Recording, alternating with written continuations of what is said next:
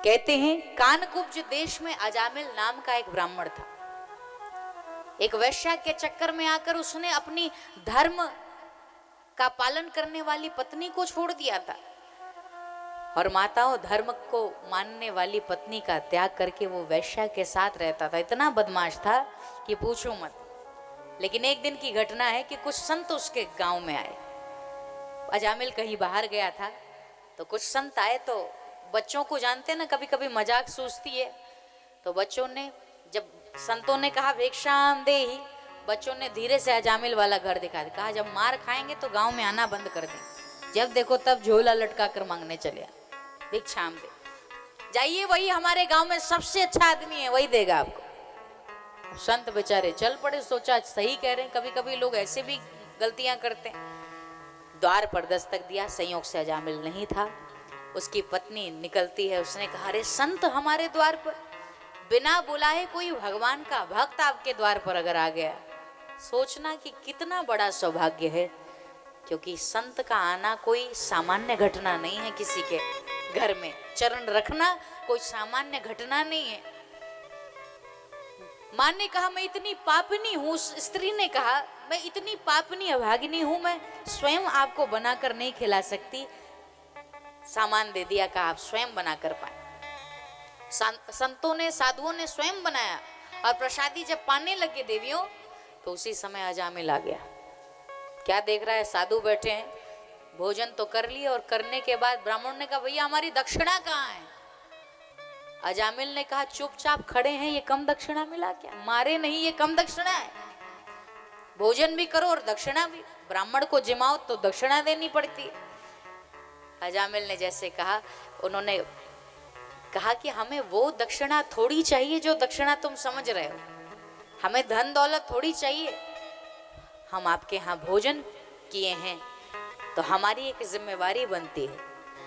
अगर एक पशु को भी 2 रोटी फेंक कर खिला दो तो भी वो अपने मालिक के ऊपर आंच नहीं आने देता, तो साधु जन की और भी रिस्पॉन्सिबिलिटी और बढ़ जाती है, जिम्मेवारी इसलिए बढ़ जाती है क्योंकि उसका तो इतना सम्मान कराया जाता है। जब वो कहीं पहुंचता है तो क्या रबड़ी, क्या मलाई, क्या जो भी आदेश दे दे तो लोग खिलाते ही रहते हैं और उसके बाद भी सोचते हैं कि महाराज जी कहीं कमी तो नहीं हो गई, खिलाते ही रहते।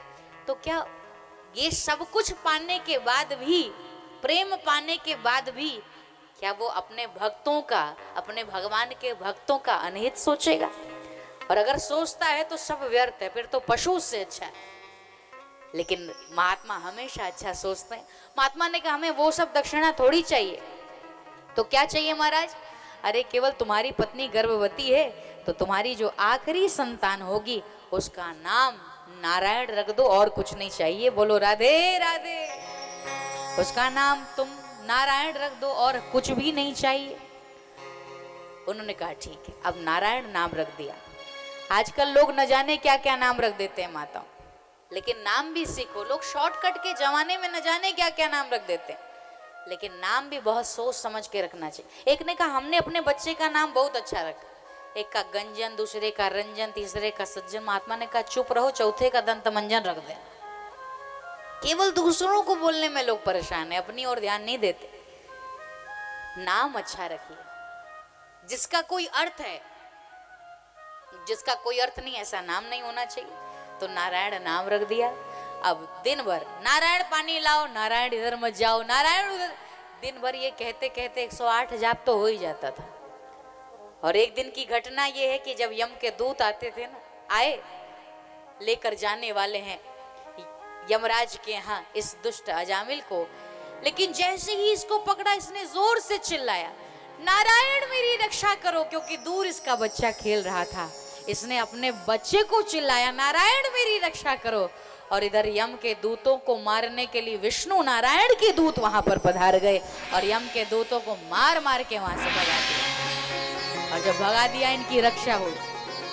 और जब यमलोक गए सबने यमराज से कहा कि ये नारायण कौन है।